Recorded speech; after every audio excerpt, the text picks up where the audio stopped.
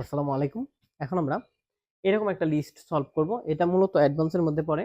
এই লিস্টটা একটু খেয়াল করে দেখেন, এটা অর্ডার নাকি আনঅর্ডার? এটা হচ্ছে একটা অর্ডার লিস্ট, কারণ এখানে বর্ণ আছে। আমরা বলছিলাম কোন লিস্টের বাম পাশে যদি সংখ্যা বা বর্ণ থাকে ওইটা অর্ডার লিস্ট হয়, ঠিক আছে? আর যদি চিহ্ন থাকে ওইটা আনঅর্ডার লিস্ট। এখানে হচ্ছে বর্ণ, তো বর্ণ থাকলে এটা কি হবে? Order list. তবে এখানে সমস্যা হলো বর্ণ এ থেকে শুরু হয় নাই, অ্যালফাবেট যেহেতু আছে বাট এ থেকে শুরু হয় নাই। তার মানে এটা হচ্ছে আমাদের কি করতে হবে? স্টার্ট অ্যাট্রিবিউট আনতে হবে। আর উপরের লেখা একটা সমস্যা হচ্ছে, লেখাটা আছে মাঝে। বামে থাকলে তো স্বাভাবিক, বলছিলাম আগে একটা লিস্ট করালাম, বলছিলাম যে বামে থাকলে হচ্ছে কি করতে হয়? ক্যাপশন দিলেই হয়, অথবা কিছু না দিয়ে লিখলেও হয়।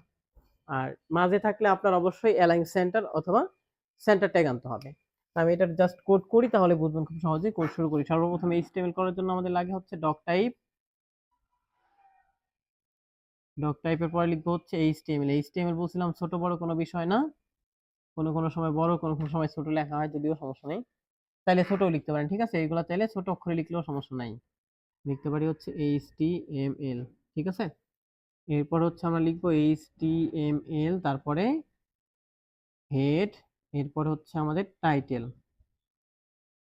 টাইটেলে যাই লিখবো উপরের বক্সে যা আছে তাই। তো উপরের বক্সে আছে হচ্ছে লিস্ট 7, এরপর হচ্ছে টাইটেল শেষ, তারপরে আমাদের হেড শেষ, HEAD, হেড শেষ। হেড শেষ হওয়ার পরে কি আছে? বডি, তাই না?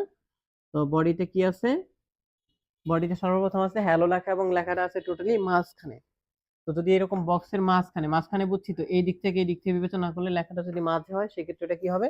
সেন্টার ট্যাগ দিতে হবে। এখানে লিখবো হচ্ছে সেন্টার,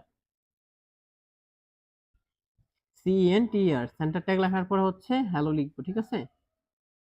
তো হ্যালো লিখলাম। এবার হচ্ছে সেন্টার শেষ। ক্লিয়ার? এরপরে আসি আমরা লিস্টে। উপরের লেখার কাজ শেষ হওয়ার পরে লিস্ট শুরু করবো। এটা হচ্ছে অর্ডার লিস্ট। তো অর্ডার লিস্টের জন্য আমরা কোন ট্যাগ দিব? OL। তারপরে হচ্ছে টাইপে লিখবো কি? লিস্টের প্রতীক আছে কি? এখানে বর্ণ আছে, অ্যালফাবেট আছে ABCD। তো টাইপ লিখতে হবে আমাদের এ, যেহেতু বড় অক্ষরে আছে তাই বড় অক্ষরে এ লিখতে হবে, ঠিক আছে? তবে স্টার্ট লিখতে হবে, কারণ এ থেকে তো শুরু হয় নাই, শুরু হয়েছে ডি থেকে। তো আমরা কি লিখবো? স্টার্ট। স্টার্ট হচ্ছে ডি কত নম্বর অক্ষর? ABCD, 4 নম্বর অক্ষর না? ABCD, তো 4 লিখতে হবে। সরাসরি ডি লেখা যাবে না, এখানে অলওয়েজ সংখ্যা দিয়ে প্রকাশ করতে হবে, কারণ স্টার্ট ভ্যালুর মান সবসময় সংখ্যায় প্রকাশ করতে হয়। ডি আছে আমাদের 4 নম্বর অক্ষরে, তাই আমরা লিখছি হচ্ছে 4। যেই অক্ষরটা থাকবে শুরুতে ওইটা কত নম্বর অক্ষর একটু কাউন্ট করে এখানে বসাইতে হবে, ঠিক আছে? এরপরে এলআই আছে কয়টা? এখানে পয়েন্ট আছে 1 2 3টা। তো প্রথমে একটা এলআই শুরু করি, ভিতরে লিখবো হচ্ছে নিউ, তারপর এলআই শেষ।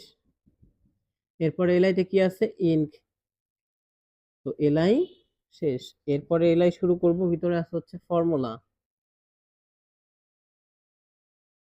তো ফর্মুলা লেখার পরে এলআই শেষ। এবার ফাইনালি আমাদের ওয়েল শেষ, ঠিক আছে?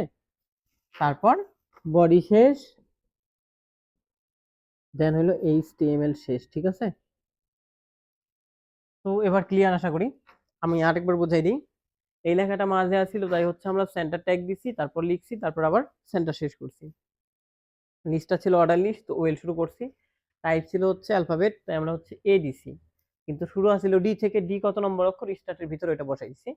দেন প্রতিটা পয়েন্টের জন্য একটা করে এলএ লিখছি, তারপর ওয়েল শেষ, দেন হলো বডি শেষ, তারপর এইচটিএমএল শেষ। এবার আপনাদের একটা দিতেছি এরকম, আপনারা এটা করেন, তো আশা করি ক্লিয়ার হয়ে যাবে। ধন্যবাদ।